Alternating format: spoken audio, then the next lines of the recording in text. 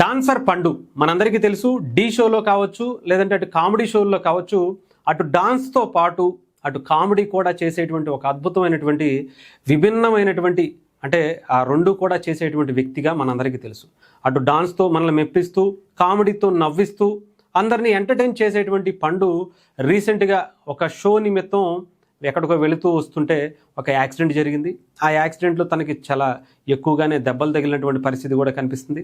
అతను ఇప్పుడు డాన్స్ ఇంకా చేయలేడు అనేటువంటి మాటలు కూడా చాలా సోషల్ మీడియాలో వినిపిస్తున్నటువంటి పరిస్థితి అయితే కనిపిస్తుంది.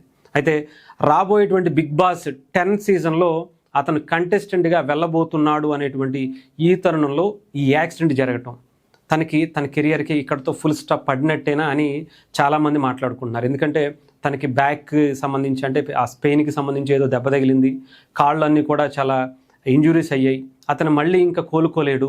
డాక్టర్లు కూడా డాక్టర్లు కంప్లీట్గా ఇక నువ్వు డాన్స్ని వదిలేయాల్సినటువంటి పరిస్థితే ఉంది అని చెప్పేశారు అని సోషల్ మీడియాలో ఇష్టం వచ్చినట్టుగా ఎవరికి వాళ్ళు రాసుకుంటున్నటువంటి పరిస్థితి అయితే కనిపిస్తుంది.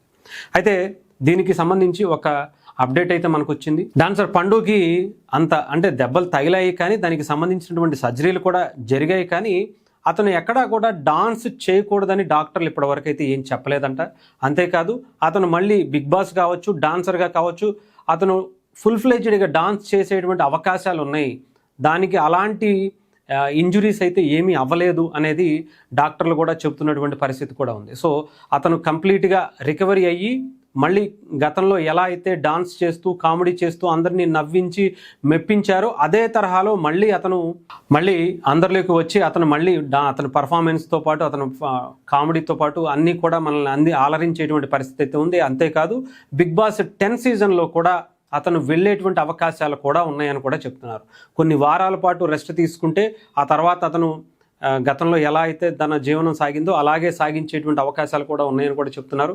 సో మరి నాకు తెలిసి కొన్ని వారాలు, ఇంకొక 4-5 వారాల్లో అతను రికవరీ అయ్యి బయటకు వచ్చేటువంటి అవకాశాలు అయితే చాలా ఎక్కువగా కనిపిస్తుంది.